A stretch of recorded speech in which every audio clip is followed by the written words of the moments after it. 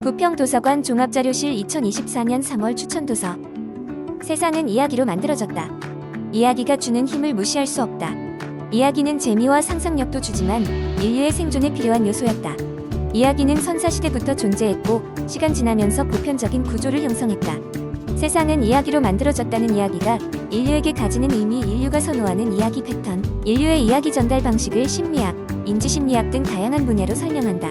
또한 이야기를 영화나 소설에만 국한하지 않고 정치, 언론, 전쟁 등 사회로 확장하고 미래를 위한 새로운 서사의 필요성을 설파한다. 이야기가 바꾸고 이야기가 바꿀 세상이 궁금하다면 이 책의 첫 장을 펼쳐보길 바란다. 제정신이라는 착각. 인간은 스스로가 이성적이고 합리적이라고 생각한다. 그러나 우리가 진실이라고 믿는 것들이 일종의 착각이라면 어떨까? 제정신이라는 착각은 뇌가 세계를 구축하는 과정을 추적하고 확신은 어디서 생겨나고 유지되고 기능하는지를 안내한다. 저자는 뇌과학뿐만 아니라 철학, 유전학, 사회심리학 등 다양한 분야를 넘나들며 인간 이성의 우유를 파헤친다. 책에서 제시하는 이론과 설명을 통해 자신이 이성적이라는 지나친 자기 확신을 경계하고 다른 생각을 가진 타인과 공존하는 방법을 터득할 수 있을 것이다. 2000년생이 온다. MZ세대는 1981년생부터 2012년생까지를 포괄하는 넓은 단어이다. 이 중에서도 2000년생은 그 전 세대와 다른 특징을 나타낸다. 태어날 때부터 디지털 환경에 노출되어 많은 정보를 토대로 합리적인 결정을 내리며 살아왔다. 그로 인해 초합리, 초개인, 초자율, 탈의사형 AI 인간이 탄생한 것이다. 2000년생이 온다는 사회초년생이든 2000년생이 어떤 세대인지, 이들의 말과 행동에 어떤 이유가 있는지, 그것이 앞으로 우리 사회에 어떤 영향을 미칠지를 알아보는 책이다. 2000년생들이 만들어갈 세상에서 함께 살아가기 위해서는 이들을 이해하려는 노력이 필요하다. 그 첫걸음을 2000년생이 온다와 함께 해보길 바란다. 미래의 기원. 예측 불가능한 미래를 예측할 수 있다면 어떨까? 미래의 기원은 역사 속에서 앞으로 닥쳐올 미래를 예측한다.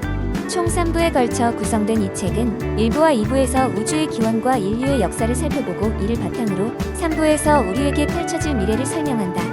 1부 세상의 시작은 우주의 탄생인 빅뱅이 우리에게 미치는 영향과 생명의 진화를 알아본다. 2부 인간의 시대에서는 인간의 탄생부터 현대, 인류 사회를 형성한 근대 5대 혁명까지를 다룬다. 3부 인류의 미래에서는 신기술이 인류에게 미치는 영향과 인체, 정신, 사회, 환경, 우주적 측면에서 나타날 변동을 예측한다. 나의 2평짜리 베란다 목공소. 나의 2평짜리 베란다 목공소의 저자는 바쁘게 돌아가는 일상 속에서 어느 순간 나 자신을 잃어버린 것 같은 기분을 느꼈다고 한다. 그 순간 어린 시절 좋아했던 나무를 손에 쥐고 목공을 시작했다. 나무를 둥글게 다듬는 일은 상처 가득한 마음을 수선할 수 있는 시간이기도 했다. 또한 목공을 통해 생각지도 못한 인연들을 만나 마음속에 따스함을 채울 수 있었다고 한다. 어린 시절 좋아했던 나무처럼 때로는 가까이에 있는 사소한 것 하나가 행복을 불러일으킬 수 있다. 이 책을 읽으며 행복을 느끼게 하는 것을 발견할 수 있길 희망한다. 이탈리아 미술관 산책. 이탈리아는 유럽 예술의 탄생지라 해도 과언이 아니다. 서양 미술사의 첫 페이지를 장식하는 수많은 예술가가 이탈리아에서 태어나고 활동했기 때문이다.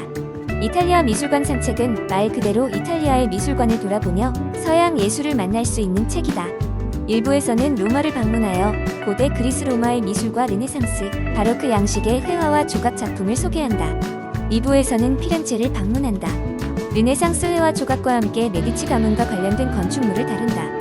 3부 밀라노에서는 브레라 회화관, 암브로시아나 회화관을 둘러보며 르네상스 대가들의 작품과 이탈리아 신고전주의, 낭만주의 작품을 만날 수 있다. 그래서 우리는 음악을 듣는다. 그래서 우리는 음악을 듣는다는 지브리 음악의 상징 히사이시조와 뇌과학의 데가요로 다케시의 지혜와 영감이 가득한 대담집이다. 인간이 음악을 듣는 법, 좋은 음악의 조건, 현대 사회를 살아가는 우리에게 필요한 감각 등 다양한 화제를 다양한 분야로 엮어낸다. 음악을 큰 주제로 다루고는 있지만 논의의 범주를 청각에만 제한하지 않고 시각을 비롯한 오감을 모두 언급한다. 의식의 틀에 갇혔기에 발생하는 현대 사회의 문제를 해결하기 위해서는 몸의 감각을 되살려야 하기 때문이다. 감각이 되살아나면 잊고 있었던 아름다운 삶의 조각들을 발견하고 인생이 아름답게 느껴질 수도 있을 것이다. 이처럼 사소한 것들. 유럽에서 거장의 반열에 오른 작가인 클레어 키건을 세계적인 작가로 만들어준 책이 바로 이처럼 사소한 것들이다. 역대 부커상 후보에 오른 가장 짧은 작품이라는 별칭처럼 짧은 소설이지만 작가의 정수가 담긴 작품이라 할 수 있다. 책은 아일랜드 소도시에 살고 있는 석탄상인 빌 펄롱의 시선으로 전개된다. 크리스마스 전날 수녀원으로 석탄 배달을 나가 창고에 있던 여자아이를 발견하고 그곳에서 벌어지는 불법적인 사건의 정황을 알게 된다. 이 과정에서 사회 정의를 실현할지 평온한 삶을 선택할지 고민에 빠진다. 작가는 특유의 문체와 함축적 표현으로 인간의 도덕적 동요와 내적 갈등, 실존적 고민을 담아내고 있다. 나는 메트로폴리탄 미술관의 경비원입니다. 나는 메트로폴리탄 미술관의 경비원입니다는 뉴욕 메트로폴리탄 미술관에서 경비원으로 일했던 패트릭 브림리의 회고 에세이다. 인생에서 승승장구를 거두고 있던 저자는 가족의 죽음을 경험하고 삶의 모든 의욕을 잃었다. 그는 고요한 미술관에서 미의 정수들을 바라보며 삶의 이치를 서서히 깨달아간다. 또한 이전 직장의 동료들과 다르게 다양한 출신과 배경을 가진 동료들과 연대를 쌓아간다.